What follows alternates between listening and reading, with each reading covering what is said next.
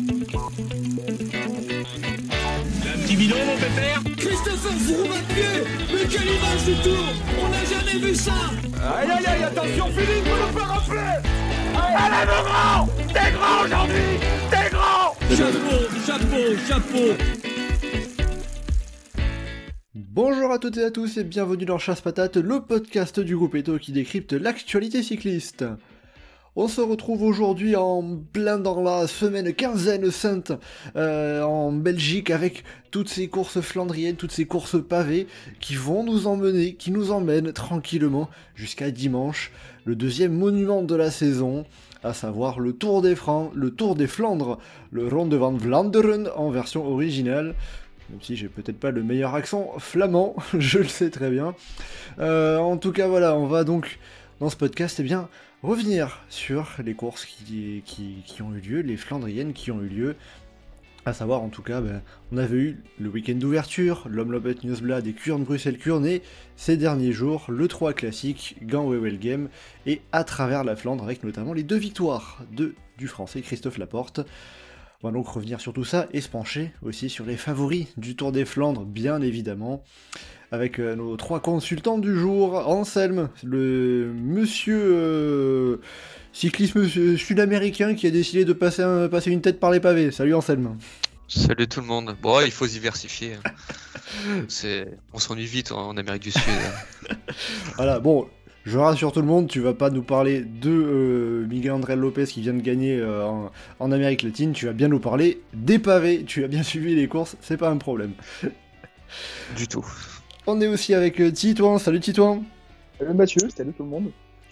Et on complète l'équipe avec Monsieur Pavé, Geoffrey, salut Geoffrey.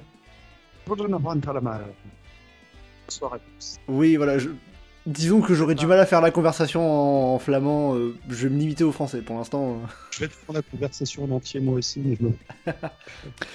Bon, très bien, on va continuer en français, c'est mieux pour tout le monde. Après ça, évidemment, vous avez tout le programme de ce podcast. Attention au départ, chasse patate, c'est parti.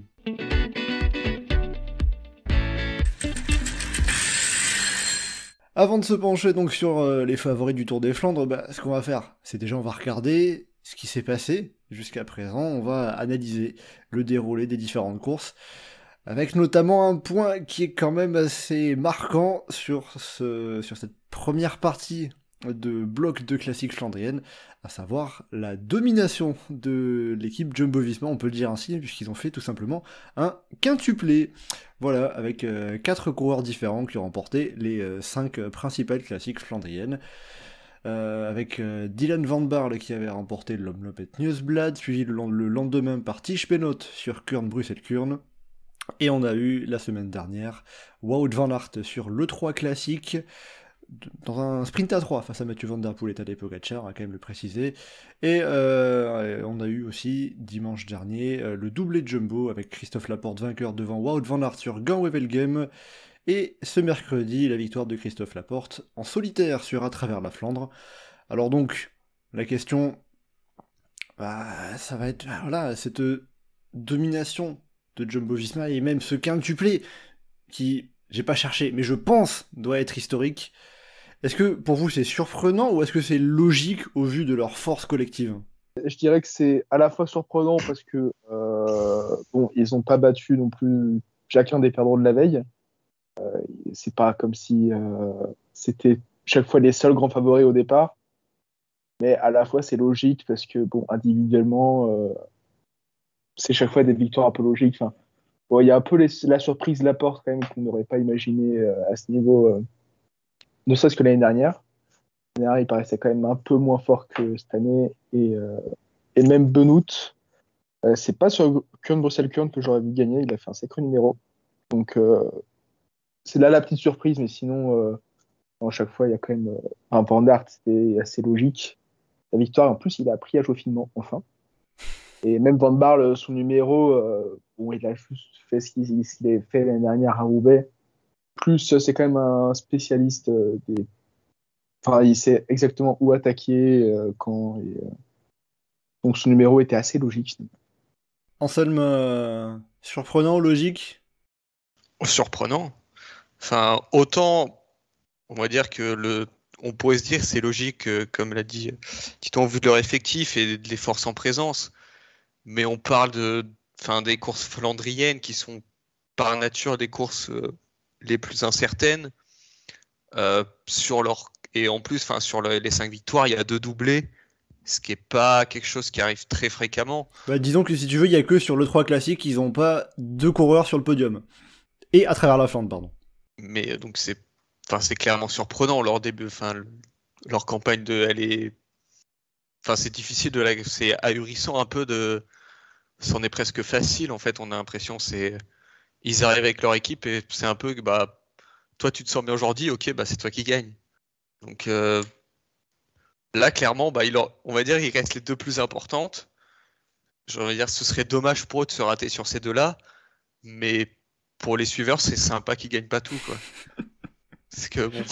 Ça dépend quels suiveurs. Les fans de Jumbo-Visma vont attendre une victoire encore sur les 2 prochaines courses, à savoir le rond dérobé quoi. Possible, ils vont frôler l'indigestion. Geoffrey, pour compléter, on a Titouan qui est partagé entre surprenant et logique, Hansen qui est plutôt côté surprenant. Pour toi, c'est de quel côté tu pencherais, Geoffrey? Je suis un peu entre les deux parce que d'un côté, ils ont l'équipe la plus forte et on s'attend à ce qu'ils gagnent à chaque course parce qu'ils sont favoris, mais c'est très rare d'avoir une équipe qui gagne autant et qui gagne presque tout le temps. J'ai en mémoire Quick-Step en 2009, ils gagnent beaucoup de courses. En 2012, ils en gagnent encore plus. Néanmoins, en 2012... 2012, ils en gagnent 4. Ils font l'E3 classique, Gand-Wevelgem, à travers la Flandre, le Tour des Flandres et Paris-Roubaix, ce qui fait donc 5, mais seulement 3 du coup avant les 2 monuments. Ouais, mais si tu comptes les petites semi-classiques ou les Flandriennes assimilées, Kiki gagnait Nokero, je me demande s'il ne gagne pas en Zame, Vermote avait gagné les 3 jours de la Flandre occidentale. Oui, non, là. Le Tour Après, du voilà, Qatar qui était pour Gazier avait été gagné par Bonan aussi. C'est sûr qu'en face, Jumbo a moins d'opportunités de gagner vu qu'il court moins. Ça. Là, Jumbo a tout gagné et donné l'impression de tout écraser, alors que j'avais en tête la domination des méga formats Step. Et il y a quand même Bonan qui a réussi à perdre l'Omloop au sprint contre cette Van Marke. Comme quoi, même quand une équipe dominait tout, il y avait quand même un moment où il y avait un couac. On va voir, hein. Après peut-être que pour Jumbo, le couac, ça va être sur le rond 2.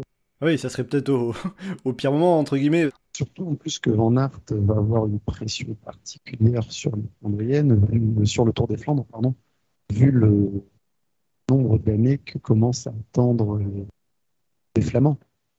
Oui, et puis voilà, le fait qu'il soit belge, qu'il ait gagné autant récemment, ça va rajouter parce que faut remonter à quoi? C'est Tom Bonnen 2012. Bonnen 2012, depuis, il n'y a pas un Flamand qui l'a gagné. Alors qu'avant, on précise, il y a bien eu un Belge, Philippe Gilbert, mais qui est wallon. Il y a bien eu un Belge, mais voilà quoi. Alors qu'avant, 3 années de suite, un Flamand qui ne gagnait pas, ça n'a pas dû arriver souvent. Et là, ça fait une décennie qu'il n'y en a pas eu. C'est vrai qu'en tout cas, c'est quelque chose qui risque de peser sur ses épaules. Après, bon, d'un autre côté, il a déjà suffisamment peut-être prouvé gagné pour se libérer un peu de cette pression-là. Hein. Enfin, limiter un peu peut-être. Pas vraiment, parce que imagine, il y a un coup qui part avec d'autres favoris, que les autres regardent la Jumbo, il va pas dire attendez les gars, moi je roule pas, on a gagné Kurn et Gand-Wevelgem. C'est sûr qu'il y a un peu ce côté-là de se dire, ou dans un sens, le fait d'avoir tout gagné, ça peut concentrer aussi tous les regards sur eux et que dès qu'à un moment il y a un coup qui part, on te dise vous n'êtes pas devant, c'est à vous de rouler. C'est ça, et puis toutes les équipes qui ont participé aujourd'hui, la EF, la FDJ, ils ont participé à une chasse-patate derrière l'échappée, ils ont collaboré un petit peu à Jumbo, ils se sont fait exploser comme des cadets. Tu crois qu'ils vont vouloir avoir ça sur le rond de 4 jours? Ah oui, c'est là où ça permet de prendre, engranger des enseignements et qu'il ne faudra pas arriver à ne pas refaire la même stratégie, même tactique. Surtout qu'aussi, il y a un truc qui était aussi assez frappant, assez marquant, c'est à chaque fois les victoires de Jumbo, c'est pas ça part dans le dernier monde, dans le dernier pavé, c'est on part à 80 bornes, à la limite à 50 pour Gand-Wevelgem où ça part dans le Mont Kemmel, et puis après ça va jusqu'au bout. Bon, c'est les Flandriennes. C'est les Flandriennes. Mais tu veux des courses qui se décampent dans les 10 dernières minutes, attends la fin du Non, je sais, non, bien sûr, mais c'est vraiment le coup part à 80 bornes et personne ne peut rentrer derrière. Attends, aujourd'hui, quand même, Laporte, il est parti à quoi, 2 km? Non, 4. Oui, À mais enfin, le coup est parti dans le Berchtenhout à 71. Hein. Oui, mais comme sur n'importe quel Fondrian, finalement. Enfin, pour le coup, aujourd'hui, c'est la C'était la côte de Trieux, pardon, je me suis trompé, donc à 53 km. Je me suis tout noté, évidemment, je me trompe dans les noms. Magnifique. En plus, c'est la seule qui est côté wallon, donc l'un français. Oui, en plus, oui. Oh. En termes de tactique, même sur ce que la Jumbo-Visma a mis en place, qu'est-ce qu'on peut... est-ce qu'il y a des choses particulières à retenir, autre que le fait que, bon, bah, ils sont les plus forts, ils bourrinent et ils lâchent tout le monde. Bah, historiquement, il a toujours prouvé comme ça, cette équipe. Ils y vont à fond, ils voient ce qui se passe après, sauf que là, ils sont enfin les plus forts, donc forcément, ça finit par marcher. C'est vrai que, en préparant le podcast, je me rappelais à un podcast qu'on avait fait sur les pavés, peut-être quelque chose comme 2020, où, en tout cas, moi, je faisais la réflexion, bah, le problème de Van Aert, c'est qu'il n'a pas d'équipe autour de lui. Et puis depuis, ça a recruté Nathan Van Hooy, donc, ça a recruté Tige Benoît, ça a recruté Christophe Laporte, ça a recruté Dylan Van Baarle. Et maintenant, l'équipe, c'est plus un problème. C'est le gros avantage de Jumbo-Visma autour de Wout van Aert. C'est incroyable. Ils ont réussi à construire tout ça avec énormément de très très très très très bons coureurs. Et, alors que il y a 2-3 ans, ça pouvait être un peu ce qui faisait défaut à Wout van Aert. Hein. Ce qui faisait défaut à Wout van Aert aussi, c'est qu'il avait pas de sens tactique. Enfin, il bourrinait, il mettait des gros relais, il calculait pas trop ses efforts. Là, justement, sur l'E3, on l'a vu presque pour la première fois, calculer, gérer et pas trop bourriner comme pour rien. Et ça lui a réussi finalement. Donc, c'est peut-être ce qui lui manquait pour le round, surtout face à Van Der Poel et Pogačar. Et c'est pour ça aussi que là, il va être vraiment redoutable. En plus de la présence de Van Baarle, Benoît qui vont le mettre sur orbite. Mais bon. Alors je crois qu'il faudra faire attention à Dylan Van Baarle parce qu'il s'était blessé sur le 3 classique, justement au moment où Van Der Poel, Van Aert et Pogačar attaquent et s'en vont. Il a pas fini le 3 classique, il a pas couru depuis. Je sais pas où ça en est de sa participation, mais c'est pas non plus acquis d'office qu'il puisse en être, en tout cas aux dernières infos. En tout cas, c'est sûr que s'il y est pas, ça fera un sacré lieutenant en moins pour Wout van Aert. Imagine, il n'y a pas Van Baarle. À côté, il reste Laporte, Van Hooydonk, qui est encore Van der Ston et fini pour protéger pendant les 100 premières bornes qui sont plates. Oui, bon, c'est sûr que ça enlève un lieutenant, ça changera pas non plus. Je sais même pas quoi dire. Collectivement, le seul truc qu'il faut qu'ils fassent attention, Jumbo-Visma, c'est si jamais il y a des pépins de matériel ou de la casse. Parce que la dernière fois qu'ils ont connu ça sur les pavés, ça s'était pas spécialement bien passé pour eux. Gagner le tour à la fin, donc bon. Au final. Voilà, sur le moment. Il faut juste pas paniquer. On a tous bien en tête cette image. C'est bien pour Netflix, mais c'est moins bien pour l'équipe, quoi. C'est pas Van Aert qui va paniquer sur les pavés. Hein. La manière dont j'ai souvenir il y a quelques années quand il avait crevé très tôt et qui remonte sur le pavé du Gibus en slalomant entre les bagnoles sur le pavé. Il se casse la gueule 2 fois en plus. Là, a changé de vélo 2 fois. Bon, en tout cas, vous avez évoqué un petit peu le 3 classique où Wout van Aert avait remporté en juin de manière un petit peu plus fine. On va y revenir après, mais juste j'aimerais revenir avant sur ce qui s'est passé dimanche avec Gant-Wevelgem et Wout van Aert qui a laissé en grand seigneur la victoire à Christophe Laporte à l'arrivée, après l'avoir notamment attendu lors de la 3e ascension du Mont Kemmel. Laporte qui avait l'air un petit peu plus en difficulté. Et on a vu dans les médias belges, les médias flamands, certaines anciennes gloires du cyclisme belge, notamment Tom Bolen et Eddy Merckx, qui considèrent que pour eux, Wout van Aert n'aurait pas dû laisser la victoire à Christophe Laporte sur Gant-Wevelgem. Qu'est-ce que vous en pensez, vous ? Moi, je suis d'accord avec eux. Pourquoi ? Alors, on est là pour discuter. Si tu me dis juste, franchement, ouais. Non, parce que, on n'est pas sur une vulgaire étape d'un Tour de France ou quelque chose comme ça avec un Van Aert qu'on a déjà gagné 3 sur l'édition. Là, on est sur une classique World Tour,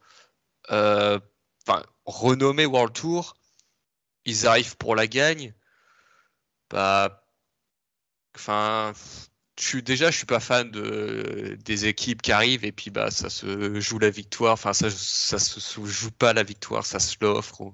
Alors autant sur une course par étape, je peux le comprendre, mais là on est quand même sur une classique, enfin World Tour, une des plus cotées et c'est un peu l'impression que Van Aert il est dit bon bah vas-y prends-la, moi ça me fait plaisir, tiens. Donc j'ai envie de dire on n'en sait rien. Enfin Van Aert l'a jamais gagné. Si, il l'a gagné une fois. Oui, ouais, 2021 tout à fait. Donc, il Ouais, a déjà gagné dans un sprint. Ouais, c'est ça, au sprint devant Nisolo, tout ça. Ouais, où c'était parti très très loin de l'arrivée. Hein. Pareil. Mais enfin, ça reste quand même une grosse classique et je trouve ça dommage de l'offrir comme ça. Enfin, alors je sais que bah, les Boonen, Merckx, tout ça disent qu'ils pourraient le regretter plus tard. Bon, alors je sais pas, enfin, si il regrettera d'avoir un Grand Wevelgem, enfin, d'en avoir loupé un. Mais enfin, c'est toujours des scènes que je trouve dommages et j'aurais eu, je peux pas dire du plaisir à les voir se disputer la victoire parce que bon, mais enfin, ça aurait été plus, on va dire, respectueux de la course que les deux se jouent la victoire au sprint que d'avoir ce truc. Alors je sais que certains aiment la belle image de deux coureurs qui passent la ligne dans les mains, enfin les mains dans la main, mais bon, enfin, ça reste une course, donc enfin, moi je sais que je suis pas fan et que je suis d'accord du coup avec les. Par rapport à ça, je reprends pour citer ce qu'ils ont dit. Hein. Tom Holland disait notamment un peu ce que tu disais en termes de comparaison de donner une victoire. Grand Wevelgem, c'est pas une étape de Paris-Nice. On donne pas une classique, pour lui, on donne pas une classique comme on peut donner une étape de Paris-Nice. Geoffrey, toi, qu'est-ce que tu en penses? Alors, moi j'ai l'inverse parce qu'au final, pas sur une course de ce niveau, mais Boonen ou Merckx ont tous les deux laissé des courses être gagnées par des petits. En général, c'était pas juste à lever les bras et lui donner un cadeau, mais Boonen a fait le jeu plusieurs fois de ses petits. J'ai souvenir d'un Boonen qui lève les bras parce qu'il est juste content d'avoir emmerdé les autres sprinters dans le sprint du peloton sur la Via Roma, et il lève les bras parce qu'il y a son coéquipier Filippo Pozzato qui gagne Milan-San Remo juste devant. Eddy Merckx, c'est les championnats du monde qu'il a offert à un coéquipier de façon en direct en le laissant prendre 10 minutes d'avance, mais quand même, c'est les championnats du monde. Ouais, mais là c'est différent. Mais en quoi le fait que Van Aert laisse gagner la porte est différent de la laisse gagner Van Aert à Harry Bocke l'année dernière? Alors, je vais anticiper la réponse d'Anselme. Ça peut être juste en termes d'image et de se dire, Van Aert, il a montré que c'était lui le plus fort et que, alors que. Non, mais enfin moi c'est surtout par rapport à Boonen ou enfin Pozzato cette année-là sur San Remo, il part et sauf que derrière on n'a aucune certitude que Boonen, d'ailleurs il fait pas troisième. Enfin, il fait quatrième même parce qu'il se fait sauter par Paolini sur la ligne, si j'ai pas de conneries. Il lève les bras, il est content d'avoir regardé Petacchi au sprint. Oui, sauf que Petacchi, il l'a battu quand même. Et dans un sprint à la régulière, il y a de grandes chances que Boonen fasse 2. Dans un sprint à la régulière, il y a de grandes chances que Boonen fasse 3 derrière Petacchi parce que Petacchi va aller rattraper Pozzato. C'est tout à fait arrivé à Boonen de faire la course. Oui, mais du coup, dans tous les cas, ça veut dire que là, Boonen, il a offert au lieu de lui, il a préféré que son coéquipier gagne plutôt que son adversaire du moment. Donc, c'est totalement différent que tu arrives à 2 et tu lui laisses complètement en te mettant en retrait. Il y a c'est totalement différent. Enfin, si demain, dans un groupe, t'as 2 jumbo, il y en a un qui part et derrière, Van Aert, il fait le jeu en contrant tout le monde, en roulant pas. Et oui, on pourrait dire qu'il aura laissé la victoire à la porte, mais il l'aura pas vraiment laissé. Là, il lui a vraiment donné. Donc pour moi, c'est totalement différent. Anti, toi, on pourrait arbitrer un petit peu de quel côté tu te ranges, toi. Moi, en fait, je vois pas pourquoi il aurait pas dû donner. Il n'y a pas de raison non plus pour donner. Enfin, ça va pas. La porte va pas plus se donner objectivement pour Van Aert après, parce que Van Aert a déjà fait une étape de Paris-Nice. Jumbo, c'est un collectif quand même qui fait un peu tourner les victoires, un peu, notamment au niveau des deuxièmes leaders, des seconds couteaux, comme Laporte, Benoît, et encore d'autres équipes seraient les leaders. Bref, donc Laporte, ça va rien changer pour lui que Van Aert lui ait donné quelque chose pour son rapport à l'équipe. Van Aert, l'intérêt de la communication de l'équipe, lui, il en a rien à foutre. on va pas se mentir. Et il a déjà quand même plutôt bonne cote en Flandre et dans le monde. C'est pas ça qui va changer à la face du monde.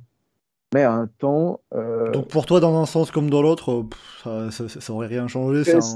À mes yeux, c'est un non-débat, quoi. C'est un peu les vieux de la veille qui râlent. J'ai l'impression en plus, c'est surtout les Belges qui râlent parce que, bah oui, c'est pas le grand champion belge qui a gagné. Et au final, je pense que c'est plus vraiment une histoire d'amitié parce que Laporte et Van Aert ont vraiment l'air de bien s'entendre. Et bon, Van Aert, ça a dû le faire kiffer de donner une victoire à un grand Wevelgem à un coéquipier et un ami en plus à lui. Donc, bon. Après, est-ce qu'il peut aussi y avoir un côté où on se dit, où Wout van Aert peut se dire, bon allez, on est déjà 3 à avoir gagné, je te laisse la victoire, comme ça, hop, on sera tous unis autour de moi pour le Tour des Flandres. Oui, il y a peut-être eu ça dans sa tête. Mais bon, je pense pas que dans tous les cas, si on est réaliste, ni Laporte, ni Benoît, peut-être Van Baarle, mais bon, je suis pas sûr non plus de ce qu'il a montré, n'aurait pu rivaliser avec Van Der Poel et Pogačar. Le seul qui peut rivaliser, c'est Van Aert. Et bon, dans tous les cas, il y aurait eu une entière dédication pour lui. Donc, ouais, puis il doit y avoir une histoire de contrat aussi. Ça doit peut-être stipuler que c'est Van Aert le leader. Je sais pas. Enfin, je pense pas que les coureurs signent une clause qui dit bon, si t'es en situation face à non, mais enfin, ça doit quand même être. Je pense que Van Aert, j'imagine que dans son contrat, il y a un truc, on lui dit pas, tu bosseras pour les autres. Enfin, j'imagine. Enfin, tu vois, il y a une histoire de statut dans l'équipe. Imagine Van Aert, il gagne pas la course, jamais Laporte, il va faire au Tour des Flandres, tiens, je vais jouer ma carte. Exactement. Bon, après, pour faire des grands parallèles, moi j'ai envie de dire, c'est peut-être mieux à la limite que ça soit les coureurs qui décident entre eux, qui choisissent, plutôt qu'on se retrouve à un scénario Paris-Roubaix 96 où le vainqueur est décidé dans la voiture par le patron de l'équipe qui dit alors ça sera Museeuw en premier, Bortolami en deuxième et Tafi en troisième. Au moins. C'est pire que dans la voiture, c'est le patron de Mapei qui avait téléphoné à Lefebvre pour dire qu'il devait passer dans quel ordre. Au moins là, c'est les coureurs qui ont été maîtres de la course, quoi. Ah, clairement, après, moi j'aurais aimé qu'il sprint à 2. Ah oui, ça. Non, mais c'est les coureurs qui l'ont décidé. Van Aert, clairement, s'il y avait le sprint, il le gagnait. Oui, c'est pas les coureurs qui ont décidé, c'est Van Aert qui a décidé. Oui. Non, si tu veux gagner, hop, non, je n'ai pas trop envie. Non, mais Laporte, après, je pense pas que si ça s'était fait naturellement, je pense pas que Laporte aurait non plus fait le sprint. Même si c'était pas mis d'accord, je doute que si Van Aert lui avait pas dit bon, je te laisse la victoire, je pense pas que Laporte aurait sauté sur la ligne. Et puis dans l'absolu. Non, mais je sais pas, ils disent on se fait le sprint et puis là chacun donne ce qu'il a. C'est sûr que s'ils arrivent tranquillement, qu'il y en a un qui lève les bras et l'autre qui le saute, là oui, effectivement, ça peut créer des petites tensions. Bon, sinon en tout cas, on va. Bon, débat intéressant en tout cas, parce que ça a fait pas mal réagir en Belgique notamment, puis même un peu sur internet, sur les réseaux sociaux. Il y a tout le monde qui a voulu donner son avis, et c'est ça aussi qui est intéressant. Pour ça que je tenais à vous poser cette question. Il y a plein d'avis différents. Revenons un petit peu quand même plus aux sportifs, avec le 3 classique, qui est la seule course où on a vu Mathieu Van Der Poel, Tadej Pogačar et Wout van Aert face à face. D'ailleurs, c'est la seule Flandrienne concourue, Mathieu Van Der Poel et Tadej Pogačar. Mais donc, le 3 classique s'est terminé dans l'ordre avec Wout van Aert vainqueur au sprint face à Van Der Poel et Pogačar. Est-ce que cette 3 classique, on peut dire que pour ce qu'on va voir dimanche, pour le Tour des Flandres qui arrive, c'est la meilleure référence de la course qu'on pourrait voir au Tour des Flandres? Bah oui, parce que justement, c'est le seul moment où il y avait les 3. Et puis, de par son parcours aussi, qui s'en rapproche pas mal, ça fait on va dire, c'est la répétition officielle. Mais, enfin, je veux dire, ça reste quand même hyper différent parce que déjà, le ronde est beaucoup plus long. C'est le ronde. Et puis, ça reste des courses pavées, donc j'ai envie de dire, tout est possible. Tu peux mettre les mêmes forces en présence, tu fais 2 Paris-Roubaix dans la même semaine, tu mets les mêmes coureurs, les mêmes conditions, tout, et tu auras 2 courses différentes. Donc c'est difficile. Enfin, je veux dire, c'est la meilleure référence, mais c'est pas non plus une vérité. Enfin, ça peut pas être pris comme une vérité. Oui, c'est sûr que le scénario, on fera pas copier-coller. Hein. Ça se trouve, oui. Peut-être, mais en tout cas, il y a, Mais, oui, il y a plein de paramètres. on va dire que il est probable que les 3 coureurs qu'on retrouve les 3 mêmes aux avant-postes et se détachent plus ou moins rapidement. Mais on peut aussi avoir des surprises. Non, je sais pas pourquoi il y aurait plus de surprises que sur l'E3. Enfin, surtout que le round, comme tu dis, c'est plus long encore que le. Ouais, il y a 70 km de plus. Hein. Attends, c'est rien, une bordure, une chute, une crevaison, enfin un gars qui part dans l'échappée qui résiste plus longtemps et puis t'as un mec en plus. Oui, mais enfin, je vois pas pourquoi. C'est tellement une course difficile que. Enfin, bon, c'est pas toujours le plus fort qui gagne, heureusement, mais c'est quand même vraiment une course particulièrement pour homme fort, là où le 3, je trouve que ça laisse un peu plus la place aux outsiders et à des petites surprises à minima dans le top 10. Enfin, bon, là, je pense pas que, par exemple, Garcia Cortina et Jorgensen, ils fassent tous les deux top 5 sur le round, par exemple, en dehors du Big Free. Je pense que il y aura moins de surprises. Peut-être un nom qui aura émergé. Enfin, tu vois, l'année dernière, il y a comme une surprise avec Madouas qui reviennent sur la ligne. Oui, c'est ça la surprise, mais les noms en eux-mêmes ne sont pas des surprises, quoi. Ah oui, non, effectivement. Oui, c'est vrai qu'au niveau du scénario, oui. Mais là, aujourd'hui, t'arrives pour la gagne dans un groupe de 3, t'en as un, c'est ni Pogacar, ni Van Aert, ni Van Der Poel, bah, c'est une surprise en soi. Au vu de la force et de la forme des 3 coureurs. Même si on a un groupe de 4, tu serais surpris, quoi. Bah, presque. Alors, à la rigueur, un groupe de 4, pourquoi pas. Mais si tu me dis que on a un coureur là où les 3 autres sont pas là, ouais, je serais surpris. Sauf évidemment si c'est une chute ou un truc comme ça, mais bon. Aujourd'hui, l'attente qu'on a, c'est que ça risque de se jouer entre ces 3-là. Geoffrey, qu'est-ce que toi tu as pu retirer de cette E3 classique?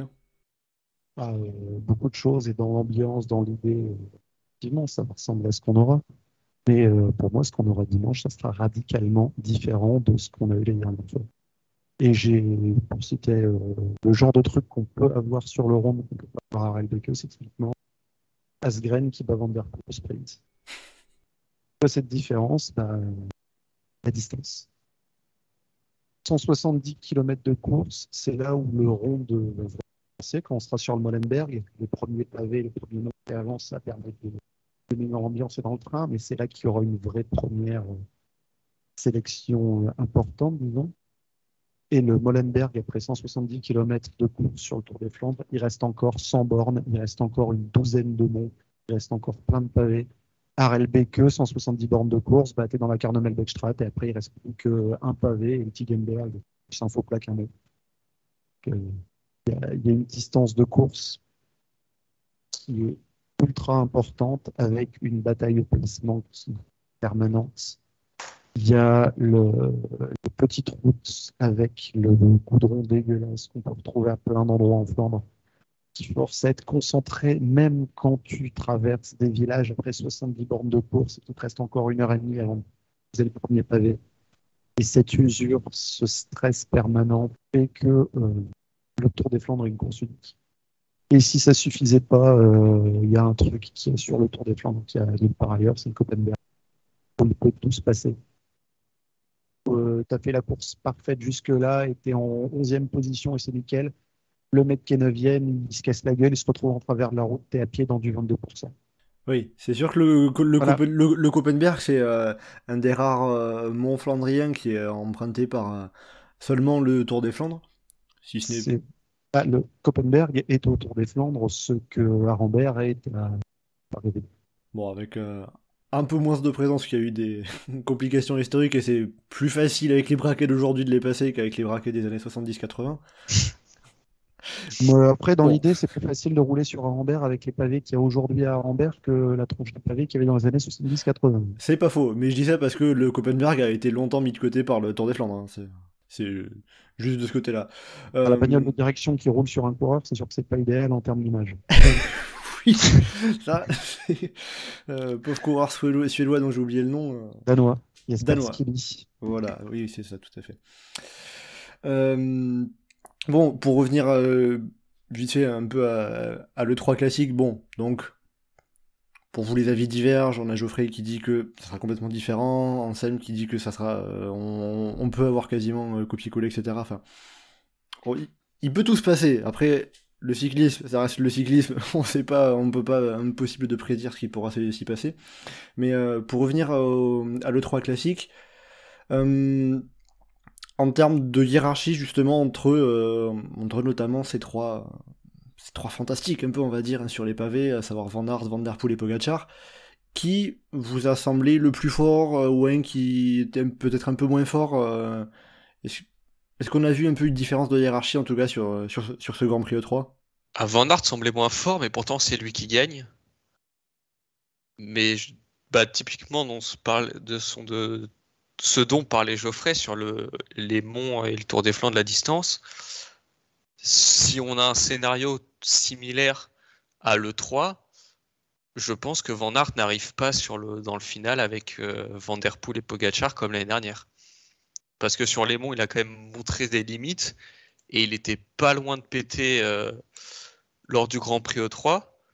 Donc avec la distance du Tour des Flandres. Donc ça veut dire que tu penses que l'aspect endurance, qui sera beaucoup plus important sur le Tour des Flandres, va agrandir, accentuer les écarts dans le passage des monts?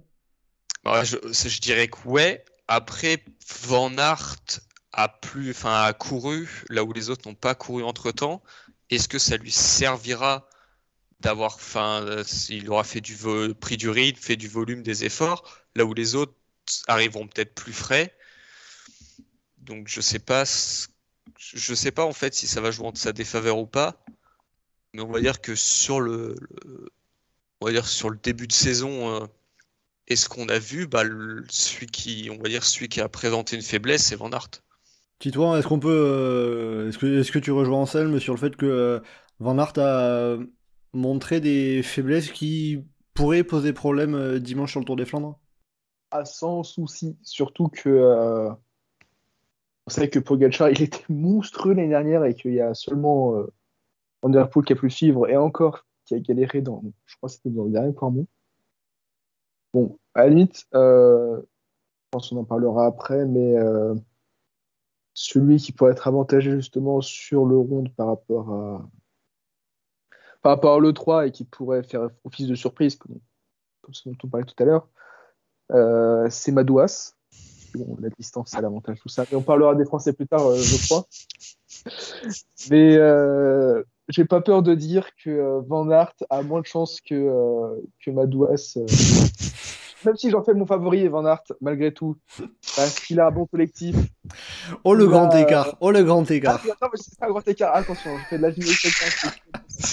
On a un grand favori, mais à croire qu'il a plus de chances que gagner de lui quand même. Waouh. Non, mais tout est non, parce que objectivement, tout est avec Van Aert. Il a le collectif, il a le. Mine de rien, ça a lui aussi quand même un peu enlevé de pression, fait que ses coéquipiers gagnent. Mais on ne sait jamais. Enfin, le round, c'est le plus fort qui gagne. Et bon, quand même, il y a des coups techniques. Enfin, je sais pas. Je vois un scénario où Van Aert gagne. C'est celui où les deux, Van Der Poel et Pogačar, se regardent un peu, se reniflent et où il peut revenir avec ses coéquipiers. Ou sinon, là où ses coéquipiers anticipent et l'aident. Mais il y a possibilité. Mais oui, en conclusion, ce sera quand même dur face aux deux, voilà.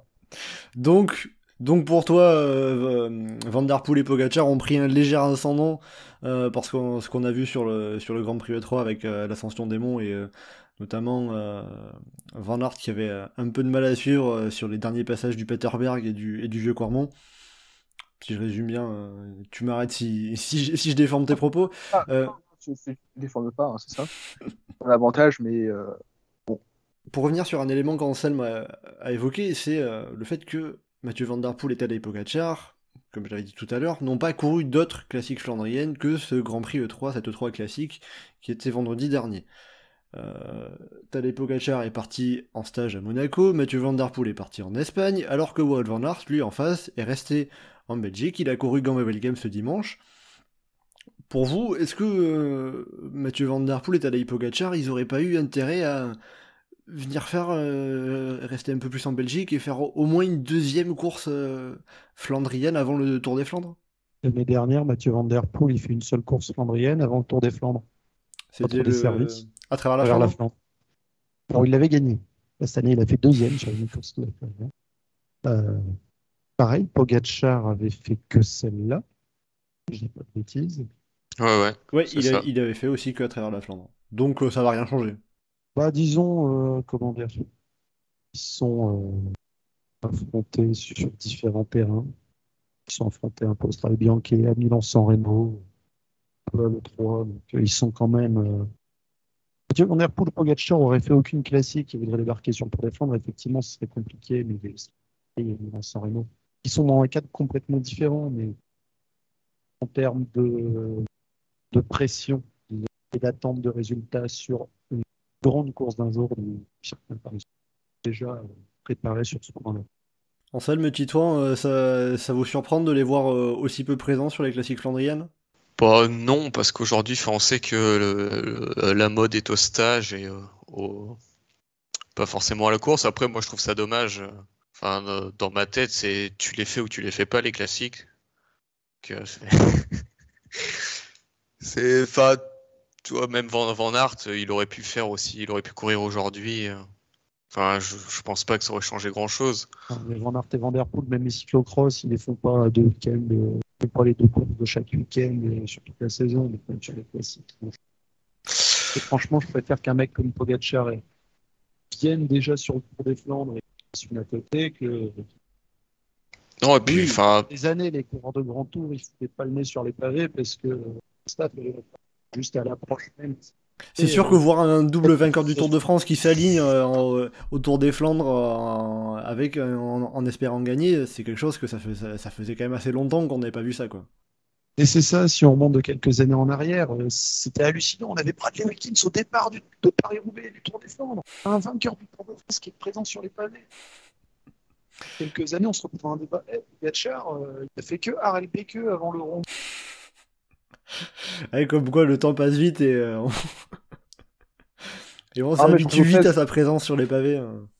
Je voudrais pour Van Der Poel, sinon, juste que il fait quand même troisième de San Remo l'année dernière avec en reprise. Donc le fait de courir pour lui, c'est pas un souci. Et je trouve ça bien aussi que les deux aient pas fait plus de flandrienne, parce que au moins ça permet de changer de tête, parce que avoir toujours ça permet de laisser les autres Jumbo-Visma gagner, on sait. Ouais, exactement. Et d'y changer de tête. Voilà, pour gagner quand ils sont pas là.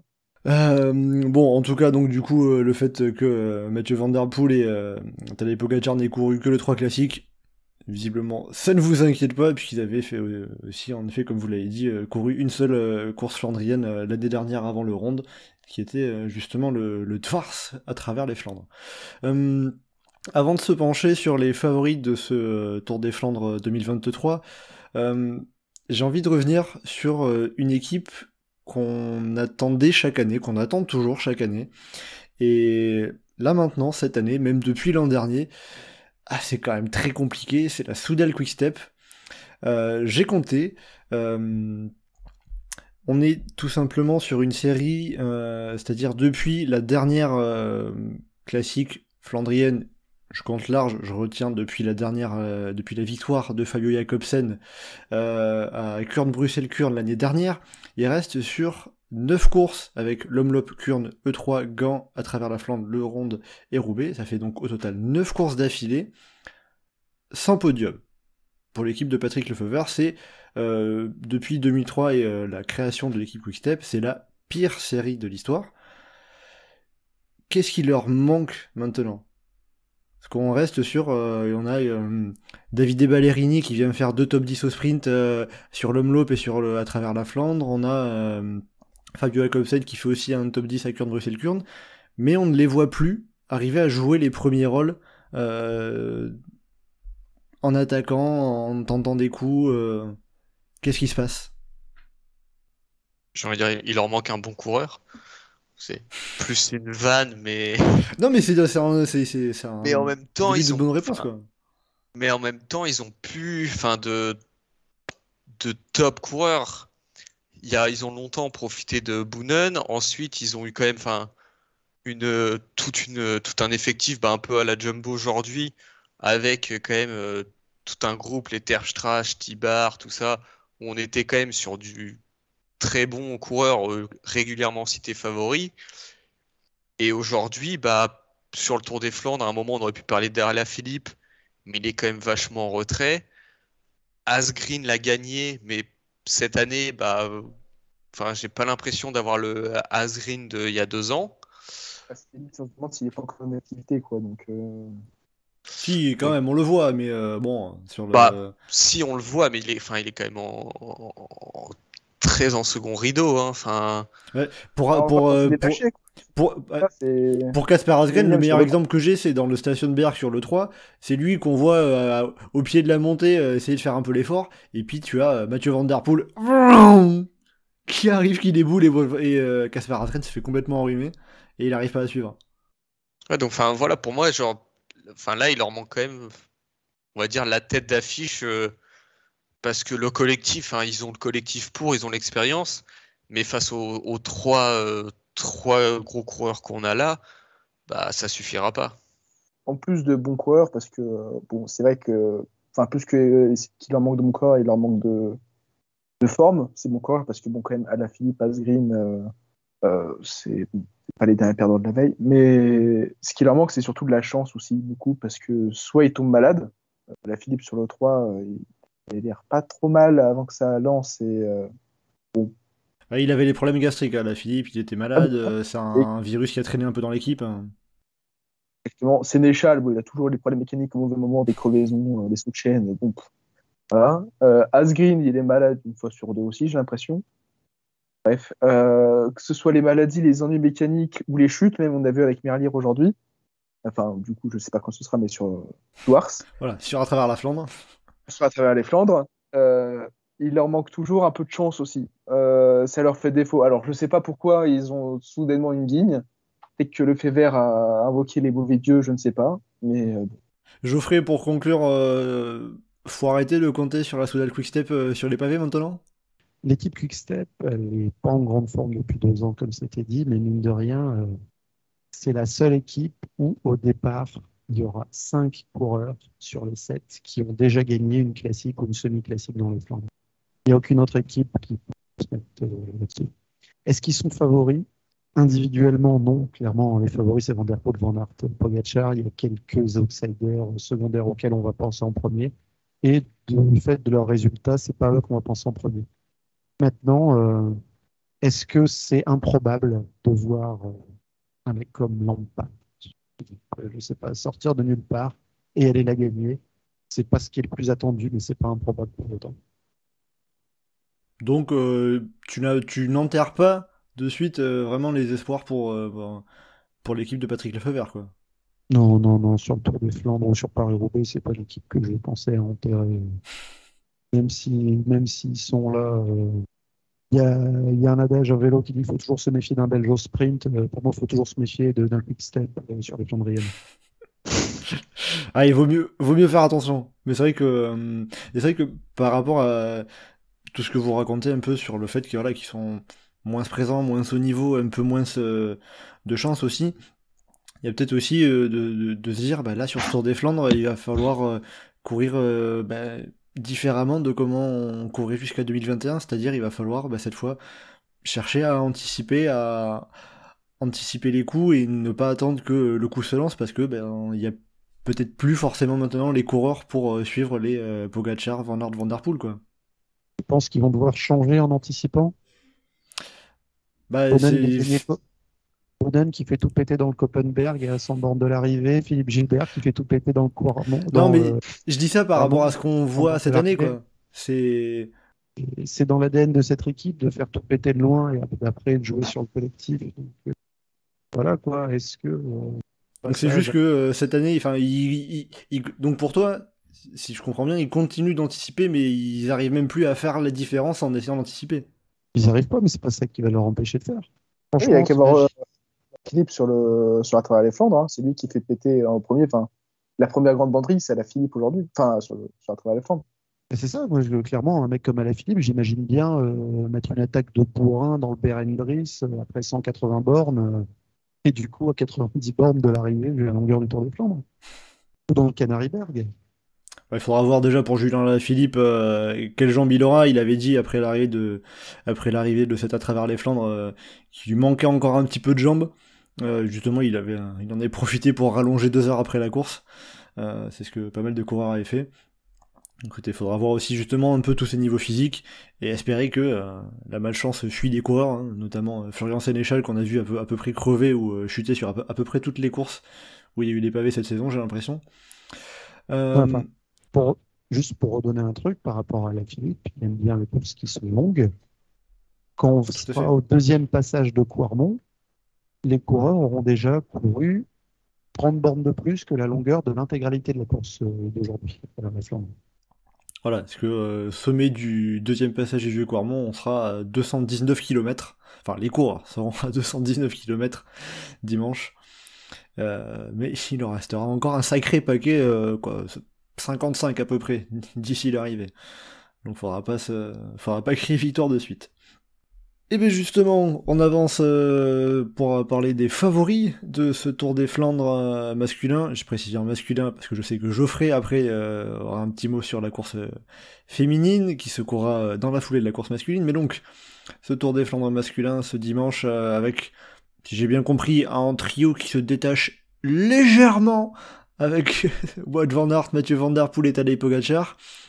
Quel serait votre choix, votre favori? Alors, Titouan, t'avais vendu la mèche tout à l'heure. Pour toi, même si tu vois Madouas finir mieux que Van Aert, ton favori c'est Wout van Aert. Exactement, Wout van Aert qui se fait battre au sprint par Madouas. Donc oui, plus sérieusement, Van Aert, comme j'ai dit, il a un gros collectif, il peut la jouer finement, même si il pêche un peu dans les monts. J'y crois, voilà. Après, c'est peut-être pas le choix le plus objectif, c'est peut-être pas le choix de la raison, mais et j'aimerais que ce soit plutôt Van Der Poel ou Pogačar qui la gagne, mais quand même je crois en Van Aert. Donc on a un Van Aert côté Titouan, Anselme. Moi je pars plutôt sur Mathieu Van Der Poel. Alors pourquoi Mathieu Van Der Poel? Son Milan-San Remo est quand même nous montre qu'il est quand même dans une sacrée forme. Son E3 confirme ça. Et je le pense supérieur à Van Aert dans les monts. Au vu de Milan-San Remo et de l'E3, j'ai du mal à voir Pogačar le lâcher dans les monts. Et je pense qu'il lui sera supérieur au sprint. Il l'a déjà gagné 2 fois, le Tour des Flandres. Au vu de son expérience, il s'est déjà fait battre une fois dans un sprint par Asgreen. Je pense que là, disons qu'il saura éviter. Et pour moi, hormis peut-être un problème mécanique ou quelque chose comme ça, j'ai du mal à voir un coureur capable de lâcher Van Der Poel. Et en petit comité, il est redoutable. Donc, Après, Van Der Poel face à Asgreen en 2021, il me semble que c'est juste qu'il était vraiment mort, quoi. Ouais, mais enfin, j'ai envie de dire qu'aujourd'hui, je pense qu'il sera plus... il a quand même appris depuis à gérer un peu plus ses efforts, à moins s'éparpiller. Et donc, je pense qu'il aura pensé à garder une cartouche pour le sprint. Et Geoffrey, pour terminer ce tour des favoris, tu miserais pour qui, toi, dimanche? Pour moi, il y a 2 noms qui ressortent entre celui que j'aimerais qu'il gagne, qui égale le record de victoire avec Mathieu Van Der Poel. J'ai envie de le voir gagner plus que je pense qu'il va gagner. Et je pense que le favori sera Wout van Aert. Parce que je trouve qu'il a beaucoup gagné en intelligence de course dans les dernières. Pas se disperser dans les efforts pour se retrouver à être décisif au bon moment quand il y a besoin de l'être. À ne pas se forcer sur le moment et sur une course très très longue et très usante, ça peut se retrouver être utile. Et justement, il n'y a pas de risque pour toi que le petit écart qu'on avait vu sur le 3 classique finisse par être trop important et qu'il se fasse lâcher par Van Der Poel et Pogačar dans une montée? Même s'il est une portion d'une dizaine de bornes en ligne droite, ça peut être tendu, ça peut se regarder. Et oui, j'imagine très bien Pogačar faire la même connerie 2 fois de suite. C'est pour ça que je vois pas un vainqueur potentiel. Podium potentiel, oui. Donc ton scénario, ça serait quoi? Van Aert qui revient dans le dernier kilomètre et qui bat Van der Poel Non, mais il y et a trop de Pogacar au sprint. scénarios possibles. Il y a trop de scénarios possibles sur le Tour des Flandres. Et même quand tu les listes tous, tu te retrouves à avoir un Casper Asgreen qui bat Mathieu Van Der Poel dans un sprint à deux. Ah, ça Donc, vous a marqué, ça, je le sens. mais ça, ou un Stein de Volder qui le gagne 2 fois de suite, ou un Jackie Durand qui se retrouve à le gagner dans l'échappée, ou plein d'autres Ou trucs. Bettiol qui le gagne. Bettiol a gagné la ronde, c'est vrai. Bettiol qui le gagne. Mais voilà, quoi. Le Tour des Flandres et Paris-Roubaix sont 2 courses. On va avoir là très probablement les 2 plus belles courses de l'année, dimanche et dimanche prochain. Et si c'est pas les 2 meilleures journées cyclistes de l'année, elles sont faciles toutes les 2 sur le podium de toute façon. Et c'est qu'on aura eu une grande suite de la fin de saison aussi. Hein. C'est ça, ouais. S'il y a des courses qui sont mieux que le Tour des Flandres et ou Paris-Roubaix, en général. Il faut la barre est placée haut. Pour revenir à Wout van Aert, alors on a beaucoup parlé de la domination qu'on a vue de l'équipe Jumbo depuis le début de cette campagne des Flandriennes. Est-ce que l'équipe Jumbo pourra avoir un rôle aussi important, un rôle particulièrement important autour de Wout van Aert, ou une fois que Van der Poel et Pogacar attaqueront, Van Aert sera un peu tout seul? Le rôle qu'ils peuvent avoir, je pense qu'il sera indirect. Ça pourrait être dès qu'il y a des mecs qui vont attaquer. Supposons, voilà, il y a un groupe de 7-8 coureurs qui va partir. Tu peux être sûr que tu auras un Jumbo-Visma qui sera dedans et qui en mettra pas une. Qui va juste être devant pour emmerder les autres et qui va pas passer. Et ça va mettre la zizanie à chaque fois. Donc à chaque fois de venir gêner, freiner les coups et de préserver Van Aert qui n'est de limiter son nombre de cartouches à utiliser. Et d'empêcher qu'un coup avec, je sais pas moi, Cosnefroy, Steven, Lampard Et Mohoric. et Paoles et Mohoric, voilà, il y a un 6 comme ça qui part. Eh ben, s'il se retrouve à avoir un Laporte ou un Benoît dans la roue, ce mec-là, il va être derrière, il va tranquillement, il va pas passer un relais, ça va foutre la merde et le coup va pas nécessairement partir. Et Van Aert, il pourra attendre sagement que Pogacar et Van Der Poel bougent pour bouger avec eux. Et dans tout ça, donc, vous m'avez bien parlé de Wout van Aert. Anselme a évoqué Mathieu Van Der Poel aussi. Geoffrey, je sais que t'as le cœur qui parle un petit peu pour Van Der Poel. Mais pourquoi vous ne l'avez pas cité Tadej Pogacar? Alors qu'on a vu que sur l'enchaînement final Vieux-Quarmont-Paterberg sur le 3 classique, c'est lui qui avait mis dans le dur un peu tout le monde. Manque d'expérience. Manque d'expérience et en même temps beaucoup trop attendu. Il y a un moment, il en fera trop.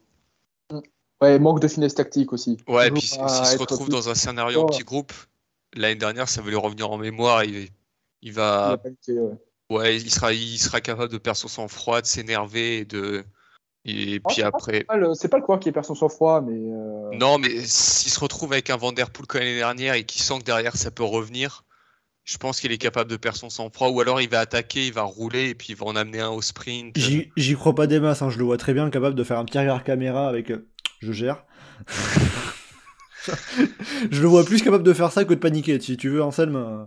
Bah, pas de paniquer, mais non, parce que je pense pas qu'il panique, mais de se redire qu'il va encore se faire avoir au sprint et faire 4 d'un sprint à 2. Donc, parce que c'est ce qui est quand même assez improbable. Et après aussi, ce qui peut jouer, c'est aussi le fait que, comme il a moins d'expérience sur les pavés, vous l'avez dit, c'est un coureur qui a un peu, qui en général est moins bien placé à l'approche des secteurs pavés, et qui ça peut jouer contre lui aussi. Bah forcément. Il est ultra agile sur un vélo, donc même s'il va avoir à faire, il va perdre de l'énergie sur du replacement, c'est pas nécessairement lui qui va reperdre de plus là-dessus. Je pense que ce qui pourrait l'handicaper, c'est un manque d'expérience générale sur les Flandriennes et se disperser un peu trop dans les efforts. Et je pense notamment des grosses attaques par moment, pas nécessairement bien placées, et ça risque d'être des choses qui vont lui manquer dans le film. C'est sûr que, à l'inverse de Van Aert, dont tu disais que c'est un coureur qui a appris à se canaliser, à mieux doser ses attaques, Pogacar, de ce côté-là, est encore un peu plus chien fou. Hein. Et c'est ça, et Pogacar, il a une excellente vitesse de pointe. Et ce qui va le gêner dans l'éventuel sprint dans le final, c'est pas tant la stratégie ou la manière de gérer le sprint ou les réminiscences de l'éname, ça pourrait plus être de l'énergie perdue tout au long de la journée. Bon, Il y a aussi une liste d'outsiders qui peut être longue comme le bras. Est-ce que comme ça, à la volée, vous auriez un coureur qui pourrait être un peu comme ça la surprise de ce Tour des Flandres dimanche, hein? Nelson Paoles. Paulès Alexander qu'on a vu faire, Christophe. Paulès qu'on a vu faire 3e justement ce mercredi sur À travers les Flandres. Alexander Christophe qui était dans Non, mais c'est pas l'échappée une surprise, sur À travers les Alexander Flandres pour. Christophe. On l'attend jamais, mais au final, il fait top 10 tous les ans sur le rond. Alors je crois, j'avais vu la stat, il va falloir que j'aille vérifier ça. Je crois qu'Alexander Christophe est sur une série de. C'est 9 top 10. Je crois que c'est ça. Voilà, attendez que je prenne la bonne course évidemment. Ah non, c'est pas consécutif par contre. Comme référence. Ah non, mais. Alors en fait, Alexander Christophe n'a jamais fini au-delà de la 18e place sur le Tour des Flandres. Voilà. C'est en 2021. Voilà. Et l'année dernière, il était 10e. Ça pourrait être son 10e top 10, c'est ça, si j'ai bien vu passer la stat aussi. Ce qui est énorme pour un coureur qui n'est pas du point. Ça serait son 9e top 10. 9e top 10. Ouais. Le 10e sera pour 2024. Mais oui, c'est sûr que Norvégien Alexander Christophe est pas vraiment du coin quand on est à Oudenaarde. Bon, Titois, un nom à rajouter parmi les possibles surprises, hein. Enfin, je dis surprise, mais ça peut très bien être un coureur qui est au niveau juste en dessous du trio et que il profite sur un scénario particulier. Ah, je vois bien un petit mot Rich quand même, hein. Je crois qu'il a fait quelques top 10 déjà sur le ronde. Il me semblait très très fort déjà à Gand-Wevelgem et je crois le 3, il était très fort aussi. Alors Mohoric n'a jamais fait mieux qu'une 22e place l'an dernier sur le Tour des Flandres. Ah. En 2 participations. Mais, Tu changes de coureur donc. Non, même pas. Non, je reste sur celui-là. Je reste sur celui-là malgré tout. Il paraît très fort et je vois pas pourquoi le ronde n'irait pas à ses qualités. Bon, c'est sûr que l'inexpérience dans ces cas-là pêcherait un peu pour lui. Enfin, une expérience toute relative, mais voilà. Mais non, je le vois bien en dark horse, comme diraient les amis britanniques. Ouais, parce que bon, le dernier 5e de Paris-Roubaix qui manque d'expérience pour le Tour des Flandres, c'est pas tous les mêmes pavés, mais en termes de gestion de placement de course, c'est plutôt un mec qui passe bien les bosses. Donc, Oui, non, voilà, c'est clair. C'est pour ça que je dis relative inexpérience. C'est que. Oui, puis on l'a vu même sur ce printemps, il était quasiment à chaque fois dans les coups, dans les échappées, et il s'est jamais caché, De quoi. toute façon, c'est un des meilleurs gaziers du peloton. Donc, Oui. À partir de ce moment-là, on peut pas parler d'inexpérience, mais ce que je veux dire, c'est que, comme tu soulignais, il n'a pas fait mieux que 22e et il est que, entre guillemets, 2 participations. Bon, cela dit, Pogacar n'a qu'une participation, ça nous empêche pas de le mettre dans les favoris. Oui, non, je crois quand même en Mohoric pour un podium qui ne serait pas un des trois gros. Et sinon, bon, comme je l'ai dit, Madouas. le breton, notre bon breton. Mais justement, j'allais vous poser la question sur les meilleures chances françaises. Donc, bon, il y a 2 noms qui vont ressortir, les 2 qui ont le plus marqué pour l'instant cette campagne de Flandrienne côté français. C'est déjà, évidemment, Christophe Laporte, vainqueur à Gand-Wevelgem et vainqueur à travers la Flandre. 3e à l'Omloop et 6e à Kurne pour compléter. Pas mal quand même comme bilan. Et là aussi, donc, Valentin Madouas, notamment 8e du Grand Prix E3. Donc, bon, voilà, Valentin Madouas pour Titouan. Geoffrey Anselme, qui ça pourrait être la meilleure chance côté français? Ça peut être un coureur autre que Laporte ou Madouas, même. Je veux pas vous limiter à ces coureurs-là. Ouais, j'aurais dit Madouas. J'allais dire Périchon, mais il ne sera pas au départ. La mascotte du groupe Edo ne sera pas au départ, malheureusement. Enfin, de ce qu'on en sait pour l'instant, à l'heure actuelle. Ouais, non, j'aurais dit Madouas aussi. Donc le fait que Laporte ait remporté 2 Flandriennes, ça vous suffit pas? Ouais, il va être équipier, donc Et les Flandriennes les plus plates en plus, c'est pas le rond. Enfin, plus plate. Enfin, oui. Par rapport à. Enfin, il y a Roubaix quand même qui est assez plat, non? Oui, non, oui. Roubaix n'a pas encore eu lieu. Donc, T'as le Grand Prix de Denain, si tu veux. Ah non, si, il y avait Jumbo. Et Jumbo, quand on a parlé des Flandriennes, les Flandriennes que Jumbo n'a pas remporté, c'est vrai que Denain n'a pas été gagné par Jumbo. Le Grand Jumbo. Prix de Denain se déroule en terre nulière, on n'est pas dans les Flandres. Voilà, j'attendais ce point de géographie par Geoffrey, c'est pour ça que. Voilà. Par contre, s'il faut mettre une petite pièce sur, on va dire, la surprise française, ce serait Mathis Louvel pour moi. Tu vois, si ça doit pas être Madouas, Louvel, il peut. J'y crois. Moi, je dirais Anthony Turgis. Il va être très revanchard sur le Tour des Flandres. Ouais, Anthony Turgis, alors on l'a vu un peu malchanceux pour l'instant sur ce début de saison flandrienne, Bah, c'est mais il ça le sort problème. notamment quand même d'une 9ème place sur Bilan-San Remo. Top 10 à Milan-San Remo l'année dernière, malchanceux, on va dire, sur le Tour des Flandres, alors que Bah, c'est ça, enfin, l'année dernière, il fait 2e de San Remo, il finit pas les Flandres, ni Paris-Roubaix après. oui, mais enfin, il y a eu, il y avait pas eu une chute et des problèmes physiques qui étaient restés après, qui l'avaient gêné pendant quelques temps. Ouais, il a toujours des problèmes de chute. Tu me diras, Alors chance. que, Ouais, c'est ça alors aussi. que le dernier round 2 où il a été vraiment compétitif, il fait top 10 et meilleur français. Oui, bah, enfin, c'est C'est il y a 2 ans. c'est un coureur qui a prouvé que Et qu'il a le niveau pour être en tout cas il a le à son niveau meilleur. pour briller sur les Flandriennes. Il aime les classiques qui sont très longues. Pour moi, ça peut être le meilleur français. Tu dois me demander, est-ce qu'il y a un Français qui peut gagner? Je ne le vois pas gagner. Est-ce que je le vois meilleur français? Oui. Et il y a un Français qui peut gagner pour vous? Mathieu Van Der Poel, il est à moitié français. Bah, Laporte, dans une situation de course où il se retrouve dans un petit groupe à l'avant, et puis ça s'enterre avec les jumbo, et puis il a sa chance. Un peu à la Quick Step, où c'était un équipier qui gagnait parce que le surnombre.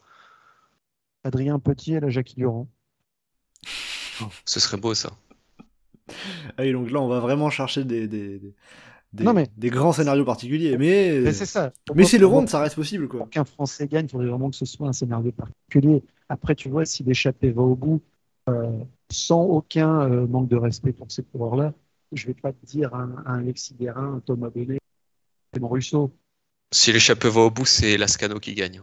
Faut Ouais, forcément que tu ailles récupérer des coureurs ibériques d'une manière ou d'une autre. C'est carrément dans l'actualité, et en plus, Oui. échappé, tout. Tout qui Voilà. va. Il fallait bien Non, mais- qu'Anselme finisse là-dessus, évidemment. Bravo. Si on laisse partir Anselme là-dedans, dans 10 minutes, il va nous sortir un triplé Lascano et Herviti Garcia Cortina. Donc, Techniquement, Alors que, Ah. alors que chez Movistar, ça sera Jorgensen le mieux classé à l'arrivée. c'est possible aussi. Jacobs. Non. Ah, ils ont jamais eu d'aussi belle équipe, je pense, pour avoir un Vous Tour des êtes Flandres. Ça fait trop longtemps que je n'avais pas parlé de Supercross. Ah oui, il fallait caser un crossman. Est-ce que tu en as encore un autre comme ça à citer dans la start list au Ouais, hasard? Van Der Poel, Van Aert. Ouais. Allez. Bon, bah allez, Clément Russo, comme ça, hop, on met un crossman, c'est bon. On a un français aussi. Et on n'a pas parlé de Pitcock quand même. Bah, en même temps, il y a tellement de coureurs dont on peut pas parler. On n'a même pas parlé, je sais pas, de Pedersen, on n'a pas parlé côté. Enfin. Bon, techniquement, on n'a pas parlé de Dimitri Grosdev non plus. Mais Oui, vas-y. non. Mais ça montre aussi que, enfin, derrière le trio Van Aert, Van Der Poel, Pogacar, il y a énormément de coureurs qui peuvent se mêler à la lutte, à la bagarre, que ça soit derrière, quoi. Parce que même chez Groupama FDJ, on a aussi du Stéphane Kung, qui est encore très costaud. Enfin, Sinon, moi, j'ai une autre petite question qui peut être mise au débat et au pronostic. Au bout de combien de kilomètres Seb Van Marke à sa première crevaison? Alors, cette année, il a l'air d'être mieux. Je pense qu'il y a peut-être moins de malchance. Oh, il a quand Ouais, même fait mais DNF sur à travers les Flandres. Hein, donc bon. Oui, mais écoute, pour le jour J. je le vois bien, genre 8ème, 9ème. Bah, moi, j'ai été surpris de sa place à Grand Wevelgem. J'ai l'impression qu'il est en forme, mais sinon, sa crevaison sera pendant le fictif. Moi, j'aurais dit au bout de 30 km. Mais, C'est ou pendant le fictif, ou au moment où la décision se fait. pourquoi pas les deux, après tout? Il est capable d'enchaîner. Bah, il a 2 roues sur son vélo, donc c'est jouable. Oui, puis il aura le temps de crever autre part. Hein, à un Il autre sort moment. il sort avec les meilleurs dans le deuxième passage de Poirmont et il se casse la gueule dans la petite non, zigzag vers le 14. C'est encore Oh. mieux. Il part avec les 3. Les 3 se regardent, il part tout seul devant. Au kilomètre, il crève alors qu'il a genre 6 secondes d'avance et il se fait bouffer sur la ligne. Bon, alors, vous me faites des scénarios. Tout à l'heure, vous disiez, ouais, tous les scénarios sont possibles. Là, je pense vous forcer un peu. Je sais que c'est Seb Van Marke, mais quand même. C'est un scénario assez probable compte tenu de la chance de cette Van Mark. Ouais, mais quand même, là, on va pas lui souhaiter tous les malheurs du monde, quand même. Hein. Surtout que là, il avait réussi à revenir. Donc, il y a moyen qu'on le voit jouer quelque chose. si tant est qu'il n'ait pas de problème mécanique, en effet. Bon, et bon. Ah, mais en fait, sinon, juste, on parlait des Français. Mathieu, si je peux revenir juste sur les Français. Juste, je sais que tu l'attends peut-être aussi. J'attends de voir ce qu'il va donner comme fois sur Alors, la course. Alors, Cosnefroy, personnellement, j'ai aucune attente particulière. On a vu qu'il était un petit peu en difficulté sur les Flandriennes précédentes. Il a ce problème de placement qui est pas son fort. Voilà, ce qui serait bien pour lui, c'est d'anticiper. Exactement. Pour Et l'instant, pourquoi pas du coup faire un top 10 en anticipant. pour l'instant, cette saison, il me semble pas avoir vu de courage de 2 anticipé à part Greg Van Avermaet qui avait pris une échappée matinale. Et puis Cosnefroy, j'adore, j'aimerais vraiment qu'il soit compétitif une année sur le Tour des Flandres, parce que je pense qu'il a la capacité pour briller là-dessus. Et si je dis pas de bêtises, ce seul top 10 de l'année, c'est Allegria, donc ça fait pas non plus de quoi. Non, il a fait top 10 sur une étape à Bessèges. Podium même. 3e derrière Arnaud Delis et Mats Pedersen. Bon, il y a quand même du beau monde devant. Donc j'allais dire la tristesse de la correction que tu apportes à la stat que je balançais, mais il y a quand même du beau monde devant. Là, à la base, je voulais faire un truc triste et puis après j'ai vu qu'il y avait et je me suis dit bon, ça va. Et en plus, c'est des Flandriens devant lui, donc. Ouais, en plus. Bon, même si Arnaud Delis sera pas au départ, il me semble, du Tour des Flandres, mais Mats Pedersen, il y sera. On a parmi tous les noms qu'il pourrait y avoir. Et puis bon, évidemment, on n'a pas pu citer tout le monde puisque, je sais pas, il doit y avoir encore une trentaine de coureurs qui pourraient faire un truc et qu'on n'a pas cité. Bref, de toute façon, on sait que les commentateurs auront à peu près 1h30 pour tous les citer. On leur fait confiance là-dessus. Dimanche matin, on va finir ce podcast avec un petit pronostic. Je sais que ça démange Geoffrey sur le Tour des Flandres féminin. Alors, on va quand même rappeler que l'année dernière, Geoffrey, tu avais donné le bon pronostic chez les hommes et chez les femmes. Tu avais donné Mathieu Van Der Poel et Lotto Kopecky. Et là, cette année, c'est pas Mathieu Van Der Poel chez les hommes. Et chez les femmes, tu pars sur qui ? Je vais rester sur Lotto Kopecky. Étonnant, dis donc. Alors, ouais, mais là, pour la fou, c'est à la fois le cœur et qui, je pense, devrait pouvoir gagner. L'équipe SD Works, c'est une très très grosse équipe, ils s'en sortent très bien sur les classiques pour le moment. Lotto Kopecky est en grande forme. J'allais dire, est-ce que ça serait elle le premier doublé consécutif sur le Tour des Flandres féminin? Non, il y a eu Myriam Zelchers en 2005-2006. Ouais, Van Poppel. Enfin, c'est Jean-Paul Van Poppel. Ce serait la première belge du coup à le faire. Sinon, sur ce côté féminin, il y a plusieurs coureuses que j'attends et je suis curieux de voir ce qu'elles pourraient faire avec Zoé Bäckstedt, parce que je suis curieux de ce qu'elle va faire sur toutes les courses auxquelles elle s'aligne. Et pas seulement parce qu'elle vient du cyclocross. Pas que, non. Je suis aussi curieux de ce que fait sa sœur qui vient plus de la poursuite. Ah oui, donc elle vient de la piste, ton autre. Alors, bon, je vais vite revenir au cyclocross parce qu'il y a Salekante qui se préparait pour faire un peu plus. Pour revenir un petit peu à la piste aussi avec côté français, Victoire Berthaud, qui était encore très offensive aujourd'hui. Et je suis curieux de voir ce qu'elle va continuer à donner là, parce que déjà, malgré son très jeune âge, de bons résultats au niveau pour la gagne encore, clairement. Je suis curieux de voir. Et sinon, dans un autre domaine, on retourne après l'accumulation démentielle de pépins qu'elle a depuis quelques années, retour sur une grande course de Twilight Years.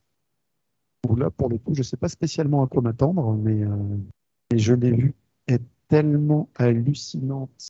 Ensuite, dans les vélodromes, sur les routes, avec le coup de main, ça commençait à briller aussi. Et là, je suis très très curieux de voir qu'elle pourrait faire là. Bon, du coup, tu nous as cité plein de noms. Il y a des favorites, il y a des outsiders. Favorites, bon, on peut citer toute l'équipe SD Works, presque. Ouais, je t'avoue, si c'est Elena Tchekini qui gagne, c'est un peu la surprise quand même. Bon, en tout cas, il y a avec le Kopecky, on a aussi Demi Vollering, Marlène Reusser qui ont de quoi tirer leur épingle du jeu et qui l'ont déjà tiré depuis ce début de saison. Il y a de quoi faire. Et ça, si ça finit dans un sprint à 20, alors il y a David Buss qui peut en être. Attention aussi à la Trek parce que Balsamo, Longo, Brand, ça peut être pas mal. La Jumbo-Visma avec Marianne Vos, où franchement, je me suis énormément emballé quand elle était devant cet après-midi à travers la Flandre. La fin m'a malheureusement fait me recalmer douloureusement, disons, mais j'ai envie de m'emballer encore comme ça quand la course masculine sera passée et que la féminine sur le bord de la route attend. Bon, et ben en tout cas, on suivra ça également, la course dames qui sera donc dans la foulée de la course masculine. Et puis on va rappeler aussi les résultats des principales courses. Je disais, je vous expliquais pourquoi je disais les favorites, on va citer les SD-Works, parce que Omloop et Newsblad, victoire de Lotte Kopecky, Ganwevelgem, victoire de Marlene Reusser, et à travers la Flandre, victoire de Demi Vollering. Voilà, elles ont fait le triplé. Est-ce que je peux me permettre une petite stat? Oui, vas-y, bien sûr. Il y aura au départ Tita Tenguyen, Pfeiffer Georgie et Clara Copponi, soit l'intégralité du palmarès du Grand Prix de Fourmi féminin. J'ai parlé de la poursuite, j'ai parlé du cyclocross, il fallait que je parle du Grand Prix de Fourmi pour faire mon hat-trick. Voilà, on a le bingo Geoffrey, c'est bon. On a même parlé de Boonen en plus, donc vraiment tout y est, quoi. Vous avez parlé de Boonen avant moi. Oh là là. Bon, eh ben très bien. Voilà, on finit sur donc ce bingo Geoffrey, cyclocross piste et Grand Prix de Fourmi, pour conclure avec donc la petite présentation des favorites prétendantes à ce Tour des Flandres féminin, qui avait été remporté l'année dernière donc par Lotte Kopecky, qui est candidate à sa succession. Et bien voilà, en tout cas, donc bon, on a pris du temps, mais on avait des choses à dire. Je sens que ça vous démange encore d'en parler, mais on va s'arrêter là pour ce podcast Chasse Patate de présentation du Tour de Flandre, enfin présentation et bilan des précédentes classiques flandriennes de cette saison 2023. Anselme, Titouan et Geoffrey, merci beaucoup d'avoir été en ma compagnie aujourd'hui pour ce podcast. Et pour le prochain podcast Chasse Patate, justement, on se donne rendez-vous bien la semaine prochaine, après justement ce Tour des Flandres, pour débriefer la course.